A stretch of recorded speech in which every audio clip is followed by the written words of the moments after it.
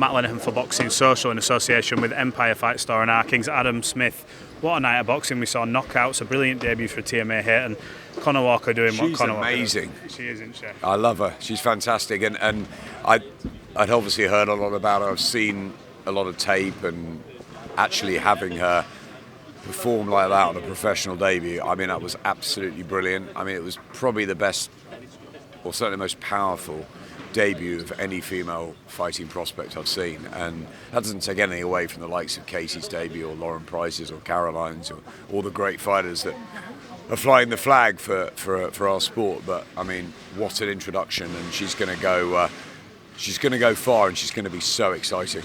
Let's. I want to just quickly talk about this main event because I know there's people wanting to speak to you, but incredible, the volume punching of Rodriguez. Galal looked like almost was trying to work him out the first couple of rounds, but then almost played into his hands a little bit. And he looks like he could have done that for 20 rounds. Incredible performance. Yeah, I think he was hurt in the first round, Galal, and I think he just traded with him a bit too much, and maybe he played into Rodriguez's hands, into his line of fire, and that fire didn't stop, and it just got worse and worse for Galal. And I sort of, it was difficult to watch because we were commentating with Sonny, and he was finding it pretty emotional actually for the last sort of 3 or 4 rounds, and it was surprising that he hadn't been down earlier, Galal, but then when he went down, you wondered if Rob might throw the towel in. It was really, really tough, but he toughed it out. Galal showed so much courage and heart and commitment and bravery, but he was beaten by the better guy, the better professional, the harder guy. It was a wonderful story. Francisco's first fight in England, in I think his 48th outing in 15 years, an unbelievable career, and he produces a performance like that, and he was smiling all the way through, and he was terrific. Want to see him versus Bam now, something like that? I want to see him. I want to see him tomorrow, but he's got a cut. I think he can fight tomorrow, but his cut's pretty bad. He'll need a little bit of a rest, but he deserves his world title shot. Last one from me. We saw the press conference for Canelo Crawford. They both sized each other up. It went from a Sunday dinner to getting a little bit heated at the presser, back and forth. But how excited are you for this fight now? I know he's moving up in weight, is Terence Crawford. People have questioned where Canelo is at this point in his career. Is he slightly on the decline? But I suppose we'll find out.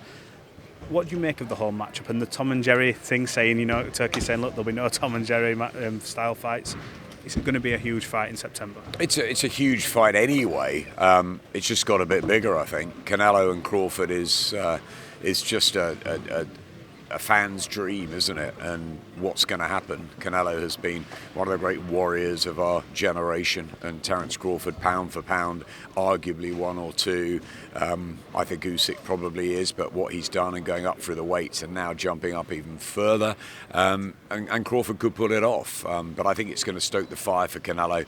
I think he's going to be so up for this. I think it's a phenomenal event for boxing in September, and it's going to be enjoyed by so many people. We've got Deontay Wilder returning, and providing he gets, providing he comes through that fight, no disrespect to his opponent, that could set up a mega fight with Anthony Joshua. Spoke to Frank Smith, he said he likes that fight. Obviously the decision lies with AJ, but could we potentially see that? I know the Fury fight's there, but Wilder Joshua still does big eyes, big numbers. Of course it does. We've waited for that fight for so long. We've waited for the Fury fight for so long. Those are the 2 names you want to see AJ in with. I mean, if the Fury fight comes first, great, because that's the fight the casuals really want to see.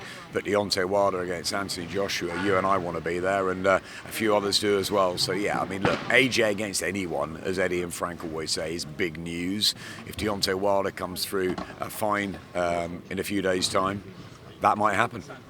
Adam, appreciate your time as always. Thank you. Of course.